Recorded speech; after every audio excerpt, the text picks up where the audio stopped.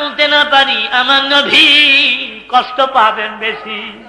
আশিকে রাসূল কথাটা তাদের মুখে শোভা পায়, তোমার আমার মুখে শোভা পায়। তুমি আর আমি জিলাপির আশেক, আমি তীর আশেক, তুমি আর আমি আল্লাহর হাবিবের আশেক না। 100 টাকা চাওয়া হয়, 1 টাকা নোট বের করে দেই, সাহাবীরা জীবন দেয়, এদের মুখে আশিকে রাসূল বাক্যটা মানা। এবার নবীর সাহাবী হঠাৎ করে কেমন জোরে কামড় মেরে টান দিচ্ছে, লোহার কড়াটা ছট করে ছুড়ে আসছে, ঠিক কিন্তু ওই সাহাবী সাথে সাথে 2টি দাঁত ভেঙে পড়ে যায়। সাহাবী মুখের পরে হাত লাগা পেছনের দিকে সরে যায়। না বলে কি হয়েছে না সাহাবী, কিচ্ছু হয় না। সাহাবী বাঁচতে, আমার দাঁত ভেঙে গেছে। এই সময় নবী শুনলে দুঃখ পাবে। কেমন আশিক ছিল তারা, তুমি আর আমি কেমন আছি, তুমি আর আমি বোকাত বারকা আশেক, সাহাবীরা ছিল সত্যিকারের আশেক। ইন্নামা আমরুহু ইযা আরাদা শাইআন আইয়াকুলা লাহু কুন ফায়াকুন। আমার প্রভুর মুখ থেকে কোন শব্দটা বের হলে ফায়াকুনের পর্যায়ে আসতে 1 সেকেন্ডের সময় লাগে না। জোরে জোরে বলেন সুবহান। দাউদ নবীর তেলাওয়াত শুরু হয়ে যাবে, দাউদ পড়তে থাকবেন। আমার কিছুক্ষণ পরে ডাক দিবে, দাউদ রে তুই আর কোরআন শরীফ পড়িস না। দাউদ স্টপ হয়ে যাবেন, দাউদ নবী বন্ধ হয়ে যাবেন। আমার মাবুদ ডাক দিবে, আমার হাবিব কই গো, আমার বন্ধু কই। হাবিব, আমার কোরআনের জন্য দাউদ নবী কষ্ট পায় নাই, আমার কোরআনের জন্য দাউদ উহুদের ময়দানে দাঁত ভাঙে না। দাঁত ভেঙেছ তাহলে তুমি ভেঙেছ। আমি একটু বাস্তব ওয়াজ আপনাদের শোনাতে চাই। আমি দেখেছি হাজিরা যখন উহুদ পাহাড়ের পাশে গিয়ে দাঁড়ায়, যেমন একটা হাদি নাই রে, উহুদ পাহাড়ের পাশে গেলে চোখে পানি আসে না। যদি বলি হাদি কেন কান্দ পাহাড়ের পাশ, হাজি বলে হুজুর এই তো গো এই উহুদ, যে উহুদেরই পাশে নবী দিনের জন্য দাঁত ভেঙে দিয়েছে। পাহাড়ের নিচে ঘুমিয়ে আছেন নবীজি চাচা বীর আমির হামজা। আমির হামজার কবরের কিনারে দাঁড়াইয়া একটু চোখ বন্ধ করলে, একটু মোরাকাবায় আসলে যেন দেখা যায় রে কবরের ভিতরে আমির হামজা জিন্দা বসা।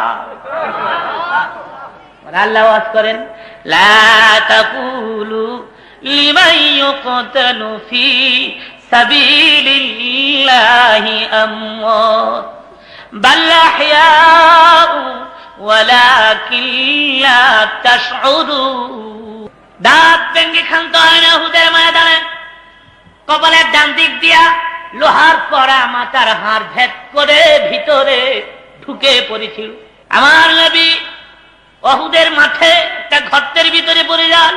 সঙ্গে সঙ্গে খবর হয়ে গেল কোতেলা মুহাম্মাদ, মুহাম্মদ নাই রে, মুহাম্মদ চিরবিদায়। শয়তান মারদুদ খবরটা ছড়াই দিয়েছে। মতান্তরে কাফির বেঈমানেরা সারা যুদ্ধের ময়দানে কিছুক্ষণের মধ্যে খবর ছড়াই দিছে মুহাম্মদ না। সাহাবীরা কান্দে, কার জন্য বেঁচে থাকবি রে, কারে মুখ দেখাবি, কেন রে দুনিয়ায় বেঁচে থাকবি, দিলের নবী না এ মুখ দুনিয়ায় কারে দেখাবি। হযরত আলী বলেন, আমার নবী নাই এ খবর শুনিয়া আমি আলী পাগল হইয়া যাই। একবার দৌড় দিলাম, যারা শহীদ হয়ে গেছে ওখানে গিয়ে তালাশ করলাম, আমার নবীরে পাইলাম না। যারা বেঁচে আছে ওখানে যাইয়া রাসূলকে তালাশ করে পাইলাম না। হযরত আলী উহুদের মাঠে সেজদায় পড়ে মাওলানা অন্যায় করে দেয়া হইও না, ঈসা নবীর মতো তোমার বন্ধুকে আকাশে তুলে দিও না। অমনি দেখা যায় নবীর একজন সাহাবী দৌড়ে আসে, আলী কান্দে, আলীর কানের গোড়ায় মুখ লাগায় কয়, আলী দে রাসূল মরে না। আলী বলে, কোথায় রে আমার দিনের নবী, লইয়া যা আমারে। হযরত আলী গিয়ে দেখ আমার নবী উহুদের ময়দান গর্তের ভিতরে কাইত হয়ে বইরা রয়েছে। হযরত আলীকে দেখে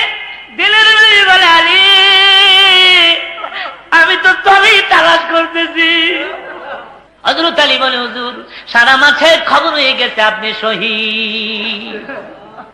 নবী আমার দিকে বলে, আলী রে, আমার দাঁত ভেঙে পড়ে গেছে রে, লোহার কড়া মাথার হাড় ভেদ করে ভিতরে ঢুকে গেছে। আলী রে, মাথা ব্যথা আর সহ্য করতে পারি না, দরজার বাইরে রে আলী, পারবি কামড় মারিয়া লোহার কড়াটা তুইলা দিতে। আরাম করে কোরআন শরীফ। অমনি পেছন দিক থেকে নবীর একজন সাহাবী দৌড়ে এসে কয়, হুজুর আমি কামড় মেরে লোহার করে তুলে দেই। আমার গ্রেসের মোবারকের দুই দিকে মজবুত করে ধরে উপরে নিচে দুই দাঁত দ্বারা কামড় মেরে টানে, কিতাবে আছে লোহার কড়া নবীজির মাথার হাড় ভেদ করে ভিতরে এত বেশি মজবুত হয়ে বসে গিয়েছিল, টানতেছে কিন্তু লোহার কড়া মাথা ছাড়ে না। ওই সাহাবীও কামড় ছাড়ে না, সাহাবী বাচ্চা প্রথম কামড়ে যদি লোহার কড়া তুলতে না পারি আমার নবী কষ্ট পাবেন বেশি। আশিকে রাসূল কথাটা তাদের মুখে শোভা পায়, তোমার আমার মুখে শোভা পায়। তুমি আর আমি জিলাফির আশেক, আমি তীর আশেক, তুমি আর আমি আল্লাহর হাবিবের আশেক না। 100 টাকা চাওয়া হয়, 1 টাকার নোট বের করে দেই, সাহাবীরা জীবন দেয়, এদের মুখে আশিকে রাসূল বাক্যটা মানা। এবার নবীর সাহাবী হঠাৎ করে কেমন জোরে কামড় মেরে টান দিছে, লোহার কড়াটা ছট করে ছুটে আসছে, ঠিক কিন্তু ওই সাহাবী সাথে সাথে দুটি দাঁত ভেঙে পড়ে যায়। সাহাবী মুখের পরে হাত লাগায় পেছনের দিকে সরে যায়, নাই বলে কি হয়েছে রে সাহাবী? সাহাবী কিচ্ছু হয় না। সাহাবী ভাবতে আমার দাঁত ভেঙে গেছে, এই সময় নবী শুনলে দুঃখ পাবে। কেমন আশিক ছিল তারা, তুমি আর আমি কেমন আছি, তুমি আর আমি বোকাত বারকা আশেক, সাহাবীরা ছিল সত্যিকারের আশেক। রক্তগুলো মাথার থেকে বের হয়ে সারা দেহ লাল হয়ে যায়, উহুদের ময়দান লাল হয়ে যায়। হঠাৎ করে পেছন দিক থেকে আরেক সাহাবী আইসা কয়, কার রক্ত রে উহুদের ময়দান লাল করে? একজনে ডেকে বলে, নবীর গায়ের পবিত্র রক্ত। সাহাবী চিৎকার মেরে উহুদের মাঠে পড়ে যায়, না আমি নবীর রক্ত উহুদের মাটির সঙ্গে মিশতে দিব না। জিহ্বা ভেদ করে চেটে চেটে রক্তগুলো পান করে। আমার নবী পেছনের দিকে তাকায় কয়, সাহাবী রে, আমার রক্ত পান করলি না দুজক হারাম করলি? মদিনায় খবর হয়ে গেল দিনের নবী উহুদে শহীদ। মদিনার অবস্থাটা কি হয়েছিল শোনেন। চারদিক থেকে মদিনার ছেলেরা বের হয়ে যায়, মদিনার মেয়েরা কার রোল পয়দা হয়ে গেল, রসুল নাই গো, রসুল নাই। শুধু কি তাই, ওদের ময়দানে নবী শহীদ শুনিয়া দুধের বাচ্চা মাছ তনে মুখ লাগায় না। নবীর এক সাহাবীর নাম ছিল হযরত হানজালা রাদিয়াল্লাহু তাআলা। ফরজ গোসল করার জন্য পানির কিনারে গিয়ে দাঁড়ায়, অমনি কে জানো রে মদিনার পথ দিয়ে বলে যায়, মদিনার ছেলেরা রে, মদিনার মেয়েরা গো, দিনের নবী উহুদে শহীদ। হযরত হানজালা এই কথা কান স্পর্শ হলে সঙ্গে সঙ্গে গোসলের কথা বলে যায়, দৌড়ে গিয়ে বলি তরবারিটা কই, তাড়াতাড়ি ধরে। বিবি বলে, তুমি তো না পাক গোসল করো নাই, তরবারি দিয়ে কি করবে? তরবারি হাতে লইয়া হানজালা বলে, বিবি গো, কার জন্য গোসল করব? কেন গো গোসল করব? আমার দিনের নবী উহুদে না। বিদায় দে, দেখা হবে হাসরের ময়দানে। যাবে আসছে নবীর প্রিয় সাহাবী হযরত হানজালা উহুদের ময়দানে শহীদ হয়ে যায়। যুদ্ধ বন্ধ হয়ে গেল। আমার নবী দেখে বলেন, ও সাহাবীরা, যারা শহীদ হয়েছে তাদের বিনা গোসল কবর দিয়ে দে। আসতে পারে হুজুর, শুহাদায়ে কেরামদেরকে বিনা গোসল কেন কবর দেওয়া হয়? জবাব হলো, রক্তমাখা অবস্থায় শুহাদায়ে কেরাম কিয়ামতের মাঠে আল্লাহর দুয়ারে উঠে দাঁড়াবে। আমার মাহবুব ডেকে ডেকে বলবেন, কিরে বান্দা আমার, এত রক্ত তোর গায়ে? ডেকে বলল, জামিনে তোমার দিন কায়েমের জন্য, ধর্মকে প্রতিষ্ঠা করার জন্য যুদ্ধের ময়দানে শহীদ হয়ে রক্তমাখা অবস্থায় তোমার দরবারে হাজির হয়ে গেছি। যারা শহীদ তাদের বিনা গোসল কবর চলছে। হঠাৎ করে দেখা যায় বহুদূর থেকে আবলাকে সারপাগুলো ভেস একটি মহিলা আসতেছে। নবীর পাশে দাঁড়া আল্লাহ হাবিবকে সালাম আনতে ডেকে ডেকে বলে, হুজুর সবাইকে গোসল ছাড়া কবর দিবেন, আমার স্বামী গোসল ছাড়া কবর দিবেন না। নবী আমার আশ্চর্য হয়ে বলেন, কি নাম তোমার, কোথায় তোমার ঘর আর কোথায় তোমার বাড়ি, কি পরিচয়? হুজুর আমি আপনার প্রিয় সাহাবী হযরত হানজালার স্ত্রী। হানজালা কোথায় গো? হুজুর ফরজ গোসল করার জন্য পানির কিনারে দাঁড়ায়। কে যেন রে মদিনার পথ দিয়ে বলে যায়, দিনের নবী উহুদে শহীদ। আপনি শহীদ হয়ে গেছেন, আপনি চিরবিদায় হয়ে গেছেন। এই খবর শুনিয়া আমার স্বামী গোসলের কথা ভুলিয়া যায়, দৌড়ে আমার কাছে হাজির হয়, ডেকে বলে, বিবি গো তরবারিটা দে, আমার দিনের নবী উহুদে নাই গো, কার জন্য গোসল করব? বিদায় দে গো, দেখা হবে আসরের ময়দানে। হুজুর আমার প্রাণের স্বামী না পাক, গোসল ছাড়া কবর দিয়েন না। আবার নবী ডেকে বলেন, সাহাবীরা আমার হানজালার লাশ কোথায় বের কর, গোসল দে। আমাদের কাছ থেকে আওয়াজ আসে, জিবরাইল রে উহুদে আমার বন্ধুর কাছে যা, আমার সালাম বলে দে, আর বলে দে যে হানজালা আমার হাবিবের জন্য জীবন দিতে পারলো, আমার হাবিবের প্রেমে পড়ে গোসলের কথা পর্যন্ত ভুলে যেতে পারলো। আমি মাবুদ চাই না রে দুনিয়ার সাধারণ পানির দ্বারা তার গোসল হোক। হাবিব আমার একটু আকাশের দিকে তাকায় দেখে আমার রহমতের ফেরেশতারা জান্নাতের বরকতি পানি দিয়ে হানজালারে গোসল দিয়েছে। আমার নবী বলে, খবরদার আমার হানজালার কাছে যাস না, তার গোসল হয়ে গেছে রে। নবীর সাহাবী বলে, নবীর কথা বাস্তব পরীক্ষা করার জন্য আমি হানজালার লাশের কিনারে গিয়ে দাঁড়াই, দাঁড়ায় দেখি চুলের আগা বেবে, দাড়ির আগা বেবে পানির ফোঁটা বহুদের মাটি স্পর্শ করতেছে, যেন সবে মাত্র হানজালাকে গোসল দেওয়া হয়েছে। জোরে জোরে বলেন সুবহানাল্লাহ। এরা ছিল আশিক রাসূল, নবীর জন্য জীবন দেয়। আশিক রাসূল কথাটা তাদের মুখে শোভা পায়, তোমার আমার মুখে কোনোদিন শোভা পায় না। যুদ্ধ বন্ধ হয়ে গেল, আমার নবী মদিনার দিকে রওনা। কিন্তু বলছেন দুইজন সাহাবীর কাঁধে ভর করে আমার নবী যান, পা দুটা জমিনের সঙ্গে লেগে লেগে যাচ্ছে। রক্ত শূন্য অবস্থায় আমার নবী দুর্বল হয়ে গেছে। হুজরার ভিতরে ঢুকার আগে আবু বকর সিদ্দিক ডেকে বলে, হুজুর হুজরার ভিতরে ঢুকার আগে একটু বসেন সিঁড়িতে টেক লাগাইয়া। আমার নবী ডেকে বলে, আবু বকর আপনারা দেখেছেন আমার দুটি দাঁত ভেঙে গেছে, কপাল ছিদ্র হয়ে গেছে, আমার শরীর থেকে রক্ত কমে গেছে, হাঁটতে পারি না। আপনারা কি চান না আমি নবী একটু বিশ্রাম নেই? আবু বকর বলুন, বেয়াদবি মাফ করবেন, অবশ্যই আপনি আরাম করবেন, আমরা সবাই মিলে আপনার খেদমত করব। আমি কেন বলছি, কালকে সারা মদিনায় খবর হয়েছে আপনি শহীদ হয়ে গেছে। মদিনার ছেলেরা কান্দে, মদিনার ছোট্ট ছোট্ট মেয়েগুলো কান্দে, মদিনার মাসুম বাচ্চা, দুধের বাচ্চা মাছ তোলে মুখ লাগায় না। ওই ছেলে মেয়েগুলো শুনেছে আপনি শহীদ হল্লাই, আপনি ফিরে আসতেছেন। সমস্ত ছেলে মেয়েগুলো আসতেছে দৌড়াইয়া রাহমাতুল লিল আলামিন এক নজর দেখার জন্য।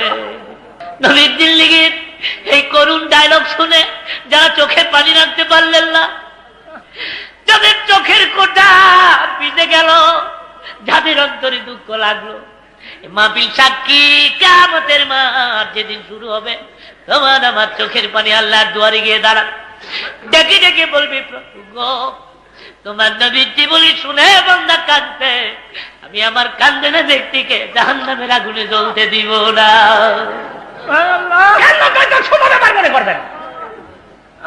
চোখের পানির মূল্য কত জানে? খোদার ভয়ে গুনাহের কথা কথা মনে করিয়া নবীজির আজকে করিয়া 2 ফোঁটা চোখের পানি ছেড়ে দিয়েছ। খোদার কসম, এই 2 ফোঁটা পানি এক পাল্লায় রেখে দাও, তাম পৃথিবী আর এক পাল্লায় রেখে টাক দাও, সারা পৃথিবীর চেয়ে তোমার চোখের 2 ফোঁটা পানির ওজন আল্লাহর কাছে অনেক বেশি। আল্লাহ ওয়াজ করেন, ফালিয়াদহাকু কালিলান ওয়ালিয়াবকু কাসীরা। বেশি বেশি করে কাঁদ, কাঁদলে রুহু সাফ হয়, কাঁদলে গুনাহ মাফ হয়, কাঁদলে খোদা রাজি হয়। জোরে বলেন সুবহানাল্লাহ। আমার আল্লাহ বলেন, বান্দারা আমি যখন দেখি তুই কান্দস, আমি যখন দেখি তোর গাল বেয়ে বেয়ে পানির ফোঁটাগুলো ঝরে ঝরে পড়তেছে, আমার মায়া লাগে রে বান্দা। অমনি প্রভু আমি তোমার সামনে হাজির হয়ে যাই, কুদরতে হাত বাড়াইয়া দে বান্দা, তোর চোখের পানিগুলি মুছতে থাকি, আর আমি ডেকে ডেকে বলতে থাকি, আর কান্দিস না, 3 দিগির সব গুনাহ মাফ করে দিলাম। কান্নাটা আল্লাহর কাছে সবচেয়ে প্রিয়। গালিবান হযরত মুসা কালিমুল্লাহ পথ দিয়ে যান, উনি শোনেন পাথর কান্দে, ডেকে ডেকে বলে, পাথর রে কেন রে তুই কান্দস? পাথর ডেকে বলে, পয়গম্বর মহান আল্লাহ কোরআন শরীফে ওয়াজ করেছেন, পাথর এবং মানুষ জাহান্নামের ইন্ধন হবে, মানুষ আর পাথর দিয়া জাহান্নামকে চাঁদাবে আল্লাহ। সুতরাং জাহান্নামের আগুনের ভয়ে আমি পাথর কান্দি। আপনি আকাশ থেকে খবর আসে, পয়গম্বর পাথরকে তুমি বলে দাও আমি তার কান্না মঞ্জুর করলাম, এর বিনিময়ে আমি তার জন্য দুজক হারাম করলাম। পয়গম্বর ডেকে বলে, পাথর রে তোর কপাল লাগছে, তোর কান্না আল্লাহ কবুল করতে দে, আর কান্দিস না, দুজক তোর জন্য হারাম। পাথরের কান্না বন্ধ হয়ে যায়। পয়গম্বর চলে গেলেন। বিকাল বেলায় পুনরায় পথ দিয়ে আসতেছেন, আবার শুনে পয়গম্বর পাথর কান্দে, ডেকে ডেকে বলে, পাথর রে আবার তুই কেন কান্দোস? পাথর জবাব দেয়, পয়গম্বর এতদিন কেঁদেছি জাহান্নামের আগুনের ভয়ে, কান্নার বিনিময়ে জাহান্নামের আগুন হারাম হয়েছে যখন, তখন আমি বুঝতে পারলাম কান্নাটা আমার আল্লাহর কাছে সবচেয়ে বেশি প্রিয়। এতদিন কেঁদেছি দুজকের আগুনের ভয়ে, আজকের থেকে কিয়ামত পর্যন্ত কাঁদবো আমার আল্লাহকে হাত করার জন্য। বলেন কিন্তু আমাদের অন্তর যে শক্ত হয়ে গেছে, এই চোখে যে পানি আসে না। একটু দুরূদ শরীফ পড়েন, আল্লাহুম্মা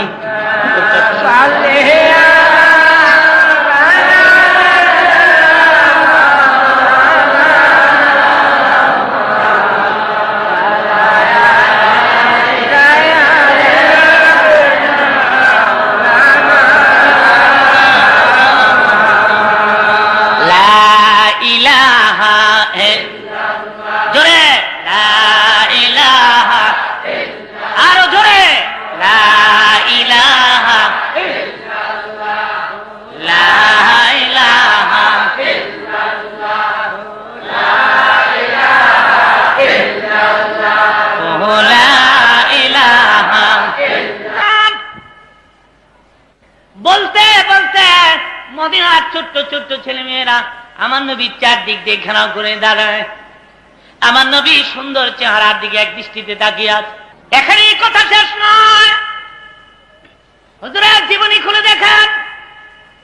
জীবনের প্রথম যেদিন সোনার মদিনায় হিজরত করেছিলেন, মদিনার ছোট্ট ছোট্ট ছেলে মেয়েরা চারদিক থেকে আমার নবীর শানে নাচ গাইতে গাইতে চারদিক থেকে জমা হতে থাকে। সেদিনের নাচ কত সুন্দর ছিল।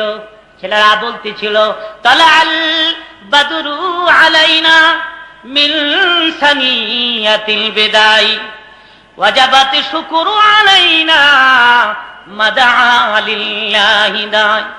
মদিনার ছেলেরা, মদিনার মেয়েরা, দেখিয়া যা আমাদের মদিনায় পূর্ণিমার চাঁদ উঠেছে। নবীর উঠে চারদিক দিয়ে ঘেরাও করে দাঁড়াইছে। মদিনার ছোট্ট ছোট্ট ছেলে মেয়েরা মাথা বেঁকা করে, হুজুরের চেহারা দেখতে ছেলে মেয়েদের কষ্ট হয়। অনুভব করতে পেরে আমার নবী উটের পিঠ থেকে লাফ মেরে জমিনে নেমে যান। অমনি ছেলে মেয়েরা ঘেরাও করে দাঁড়ায়। আমার নবী আর চোখে পানি রাখতে পারে না, কাঁদেন। আর দুই হাত ছেলে মেয়েদের মাথার উপরে বুলিয়ে দেন। দেখে দেখে বলেন, ও মদিনার ছেলেরা, ও মদিনার মেয়েরা, তোমরা কি আজীবন এভাবে আমার পাহারা দিয়ে রাখবে? সব সময় আমাকে দেখে রাখবে, আমার ভালোবাসবে, আমাকে আদর যত্ন করবে, কোনদিন তোমরা আমাকে ভুলবে না? আমি আমার মায়ের দেশ জন্মভূমি মক্কা নগর থেকে তোমাদের দেশে, মক্কার লোকেরা আমারে তাড়িয়ে দিতে, মক্কার লোকেরা আমার ভালোবাসে না, তোমরা কি আমারে ভালোবাসবে? নবীর কলেজা ফিরে গিয়েছিল যেদিন নবী মক্কা থেকে মদিনার বন্ধ। বাইতুল্লাহ কিনারে দাঁড়াইয়া বাইতুল্লাহর গিলাফ ধরে নবী কাঁদবে, বাইতুল্লাহ রে, প্রাণ ভরে আমি তোর খেদমত করতে পারলাম না, প্রাণ ভরে তোরে সামনে লইয়া প্রভুর পায়ের সামনে চেষ্টা করতে পারলাম না। বাইতুল্লাহ রে, আমার মন চায় না, তথাপি তোরে তুই আমি মদিনায় যাই। মদিনায় যাওয়ার পরেও তুমি বাইতুল্লাহকে ভুলে গেছিলেন? বারবার অপেক্ষায় থাকতেন কোন দিন আপনাদের হবে কেবলা পরিবর্তনের। জবানের সুবহান। দেখে মনে আল্লাহ বাইতুল মাকদাসকে কেবলা বানাইয়া আর কত আমি নামাজ পড়ব, কোন যাবো আমি আমার মুখমণ্ডল কাবার দিকে ফিরে। বারবার দরখাস্ত করলে দরখাস্ত মঞ্জুর হয়। নামাজের মাঝখানে আল্লাহর নোটিশ এসে গেছে, ফাওয়াল্লি ওয়াজহাকা শাতরাল মসজিদিল হারাম। এই মুহূর্তে তুমি তোমার মুখমণ্ডল কাবার দিকে ফিরাও। তুমি আর মুহূর্ত দেরি না করে নামাজের মাঝখানে মুখটাকে কাবার দিকে ফিরাও। যেই মসজিদে দাঁড়িয়ে, সেজন্য মসজিদের নাম রাখা হয়েছে মসজিদে কিবলাতান। দুই কিবলার মসজিদ, জোরে কোন সুবহানাল্লাহ। আজ উনি দেখে দেখে বলেন, মদিনার ছেলেরা, মদিনার মেয়েরা রে, তোমরা কি দিব এইভাবে